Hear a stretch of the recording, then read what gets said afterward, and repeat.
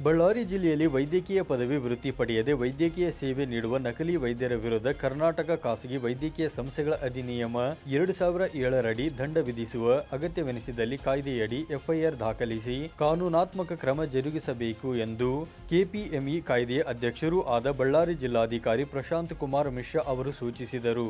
ಮಂಗಳವಾರ ಬಳ್ಳಾರಿ ನಗರದ ಜಿಲ್ಲಾಧಿಕಾರಿಗಳ ಸಭಾಂಗಣದಲ್ಲಿ ಏರ್ಪಡಿಸಿದ್ದ ಕರ್ನಾಟಕ ಖಾಸಗಿ ವೈದ್ಯಕೀಯ ಸಂಸ್ಥೆಗಳ ಅಧಿನಿಯಮ ಕೆಪಿಎಂಇ ಕಾಯ್ದೆ ನೋಂದಣಿ ಮತ್ತು ಕುಂದುಕೊರತೆಗಳ ಪರಿಹಾರ ಸಮಿತಿ ಸಭೆಯ ಅಧ್ಯಕ್ಷತೆ ವಹಿಸಿ ಅವರು ಮಾತನಾಡಿದರು.